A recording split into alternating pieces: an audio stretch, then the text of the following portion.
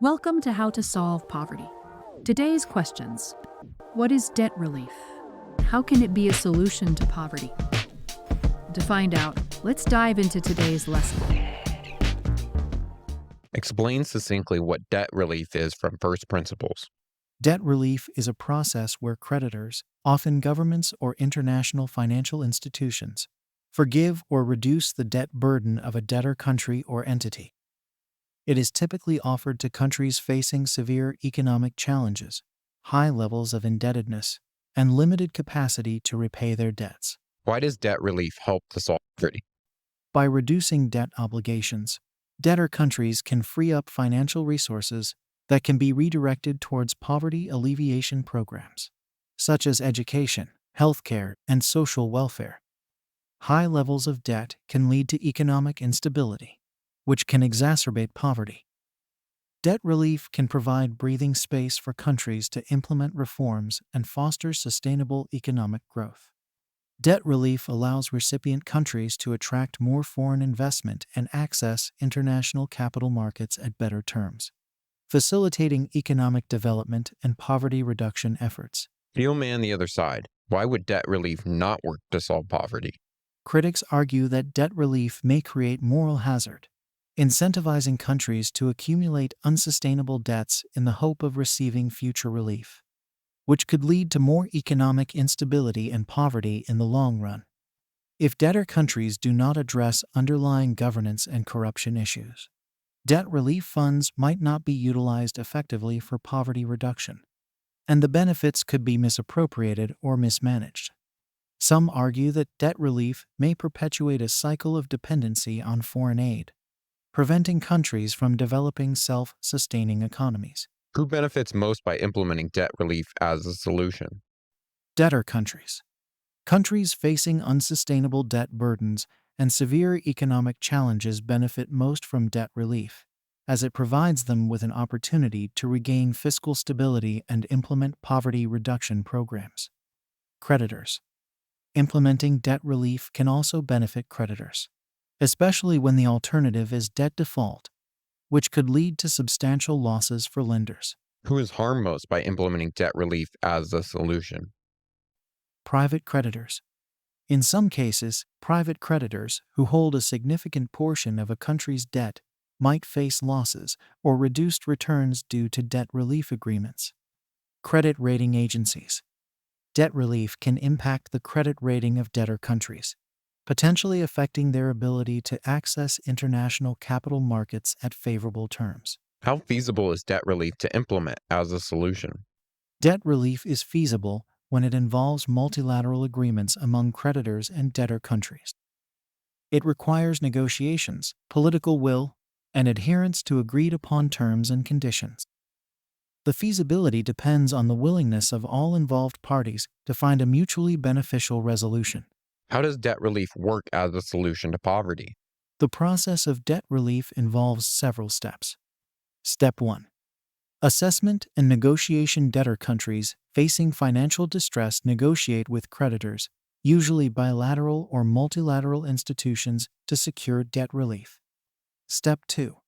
Agreement. Creditors agree to reduce or forgive a portion of the outstanding debt, often contingent on the debtor country implementing certain reforms or poverty reduction programs.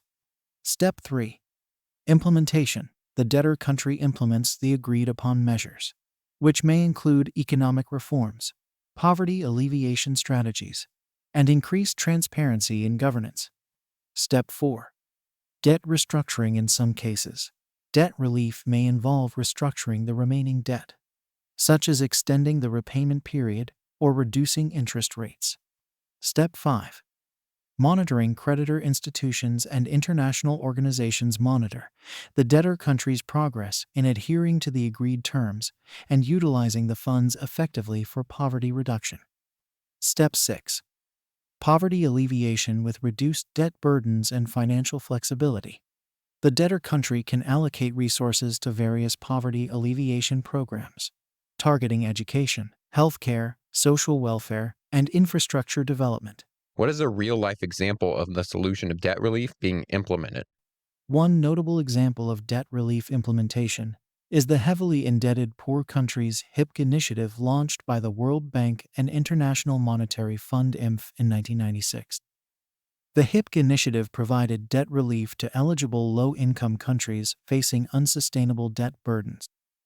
Through this initiative, several countries received substantial debt relief, allowing them to focus on poverty reduction and sustainable development. For debt relief as a solution to work, what innovation or policy needs to be created? To ensure the effectiveness of debt relief as a poverty reduction strategy, policymakers need to establish transparent and accountable mechanisms for monitoring the use of debt relief funds, encourage debtor countries to implement comprehensive poverty alleviation programs that target the most vulnerable populations, strengthen international cooperation and coordination to address moral hazard concerns, and promote responsible borrowing and lending practices. Right now, you are speaking to passionate students who want to solve problems like these. What top 3 skills should they study in order to do so? Economics and finance. Students should study macroeconomics, financial analysis, and international finance to understand the complexities of sovereign debt, debt sustainability, and economic implications of debt relief. Knowledge of financial instruments and markets will be crucial for designing effective debt restructuring plans. Policy analysis and negotiation.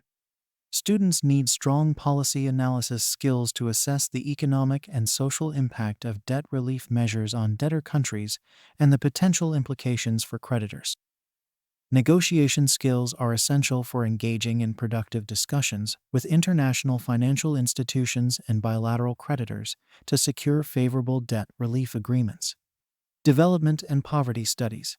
A deep understanding of development theories, poverty alleviation strategies, and social welfare policies is vital. Students should focus on learning about the specific needs and challenges faced by impoverished countries to design tailored debt relief solutions that contribute to sustainable development and poverty reduction. Thank you so much for your time and attention.